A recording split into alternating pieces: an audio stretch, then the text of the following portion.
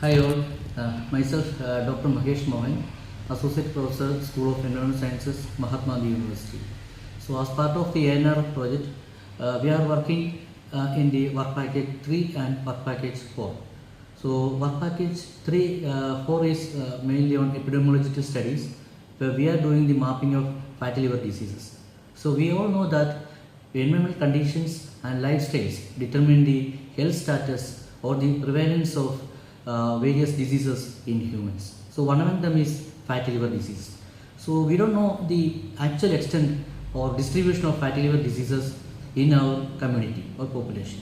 Hence, it is highly significant to understand the actual situation that will help us to find out the proper remedial measures. So for that, our objective is to map the prevalence of NAFLD in rural and urban populations across various age groups and food habits. So for that, we will collect clinical and health outcomes data, demographic and socio-economic data, lifestyle and behavioral data, and environmental data and spatial data. So we will collect mainly primary and secondary data from the community. So a detailed survey will be conducted to obtain such data. Based on the data collected, we will do the mapping in the ArcGIS platform using ArcGIS software.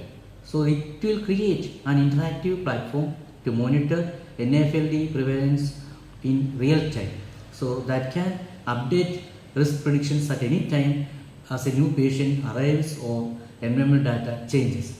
So in the second work package 3, we are mainly focusing on the hazardous waste management, where we will mainly focusing on the management of wastewater which contains emerging contaminants.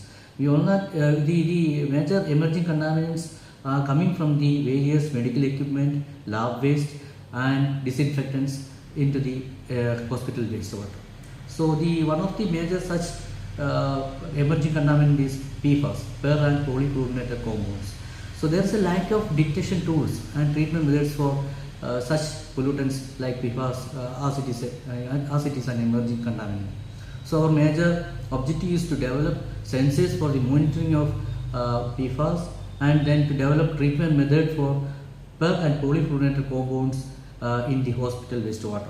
So we will integrate the biodegradation and advanced oxidation process to effectively treat the PFAS in the hospital wastewater. Thank you.